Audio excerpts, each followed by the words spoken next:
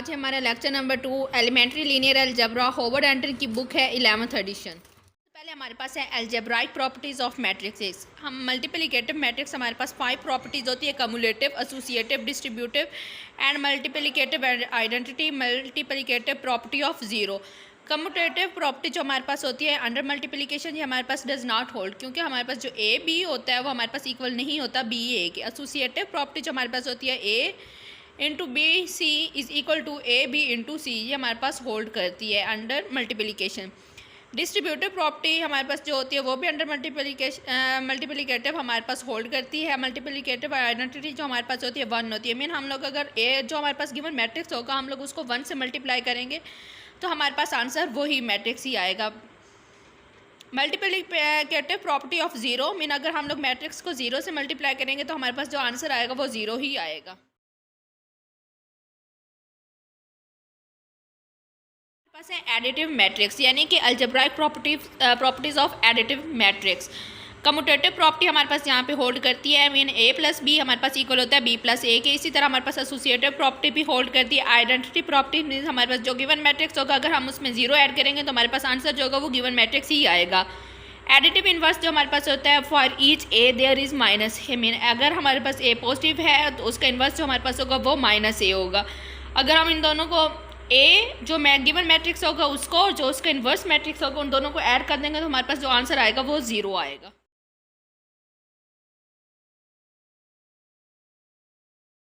Next हमारे पास है inverse of matrix. Inverse of matrix हमारे पास इक्वल होता है 1 ओवर डिटर्मिनेंट ऑफ ए और एडजॉइंट ऑफ ए। जो हमारे पास एडजॉइंट ऑफ ए होता है 2/2 का, वो हमारे पास इस तरह होता है। फॉर एग्जाम्पल ये हमारे पास एक मैट्रिक्स है जिसमें 2 कॉलम्स है और 2 ही रोज़ हैं। इनका एडजॉइंट लेंगे तो ये होता है कि इन दोनों ये जो हमारे पास ये दोनों होंगे एलिमेंट जो एक्सचेंज हो जाएंगे। मीन ए जो होगा वो डी से रिप्लेस हो जाएगा और जो डी है वो ए से रिप्लेस हो जाएगा, और जो बी और सी है इन दोनों के हम लोग साइन चेंज कर देंगे। मीन अगर पॉजिटिव है तो नेगेटिव हो जाएगा, नेगेटिव है तो पॉजिटिव हो जाएगा। ये हमारे पास एडजॉइंट ऑफ ए कहलाता है। और जब हमारे पास मोड या फिर डिटर्मिनेंट ऑफ ए होता है उसमें हम लोग क्या करते हैं, इन दोनों को मल्टीप्लाई कर देते हैं और इन दोनों को मल्टीप्लाई कर देते हैं, देन हम लोग सब्ट्रैक्ट कर देते हैं।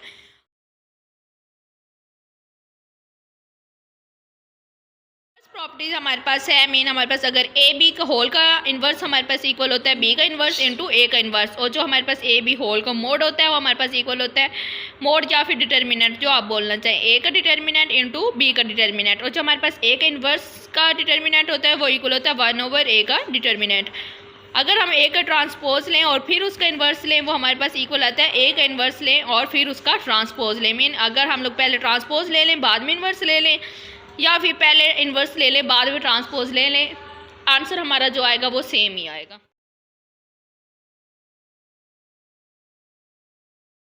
हमारे पास है रो एंड कॉलम ऑपरेशन या फिर एलिमेंट्री ऑपरेशन। ये जो हमारे पास ऑपरेशन है ये रोज़ के लिए भी होंगी और कॉलम के लिए भी होगी। यहाँ पे हमारे पास जो बेसिक ऑपरेशन वो यही है कि हम लोग 2 रोज़ को आपस में इंटरचेंज कर सकते हैं, उनको सब्ट्रैक्ट या फिर ऐड कर सकते हैं और उनको किसी कांस्टेंट के साथ मल्टीप्लाई करने के बाद ऐड या सब्ट्रैक्ट कर सकते हैं।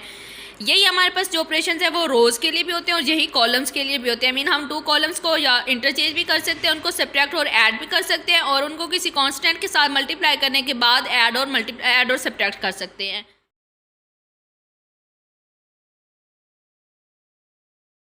हमारे पास है सिंगुलर और नॉन इन्वर्टिबल मैट्रिक्स, यानी कि हम लोग सिंगुलर मैट्रिक्स को नॉन इन्वर्टिबल मैट्रिक्स भी कहते हैं। इसकी डेफिनेशन है matrix is said to be a singular matrix in which the determinant of that matrix is 0।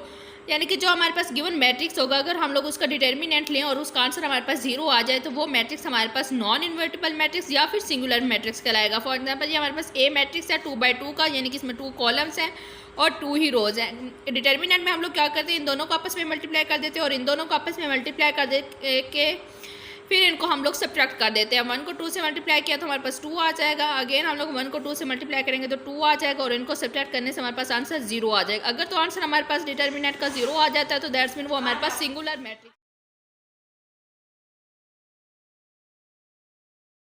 Non singular और इन्वर्टिबल मैट्रिक्स, यानी कि जो हमारे पास नॉन सिंगुलर मैट्रिक्स है उनको हम लोग इन्वर्टिबल मैट्रिक्स भी कहते हैं। इसकी डेफिनेशन है a matrix is said to be a non singular matrix in which determinant of that matrix is not 0। Singular matrix में क्या था कि उसका डिटर्मिनेंट अगर हमारे पास 0 आ जाए तो वो सिंगुलर मैट्रिक्स कहलाता है। अगर हमारे पास अब डिटर्मिनेंट उसका नॉन 0 आ जाए तो हमारे पास इन्वर्टिबल या नॉन सिंगुलर मैट्रिक्स कहलाएगा। अब ये हमारे पास मैट्रिक्स है 2x2 का, मीन इसमें 2 कॉलम्स हैं और 2 ही नंबर ऑफ रोज़ हैं। 1 को 2 से मल्टीप्लाई करेंगे और 2 को 3 से, 2 को 3 से करेंगे तो 6 आ जाएगा, 1 को 2 से करेंगे तो 2 आ जाएगा, इनको सब्ट्रैक्ट करेंगे तो हमारे पास आंसर 4 आ जाएगा। 4 हमारे पास है वो इक्वल नहीं है 0 को, तो दैट्स मीन इस मैट्रिक्स का डिटर्मिनेंट हमारे पास 0 के इक्वल नहीं है, तो ये हमारे पास इनवर्टिबल या फिर नॉन सिंगुलर कहलाएगा। नेक्स्ट हमारे पास है लीनियर इक्वेशन। लीनियर इक्वेशन हमारे पास क्या होती है? Linear equation in 2 variables is of the form of ax plus by is equal to c। यहाँ पे जो हमारे पास x और y है वो हमारे पास वेरिएबल्स हैं और a b और c जो हमारे पास है ये कांस्टेंट है। लीनियर इक्वेशन ऑफ 2 वेरिएबल्स हमारे पास वो होती है जो इस फॉर्म में हमारे पास गिवन हो। लीनियर का मीन 1 होता है, मीन जो जितने भी हमारे पास यहाँ पे वेरिएबल्स हैं उसकी जो डिग्री है हमारे पास वो 1 हो तो वो लीनियर कहलाएगा। यहाँ पे 2 वेरिएबल्स की बात हो रही है, 2 वेरिएबल्स x एंड y है, इन दोनों की डिग्री हमारे पास यहाँ पे 1 है, लीनियर है, तो ये हमारे पास लीनियर इक्वेशन कहलाएगी।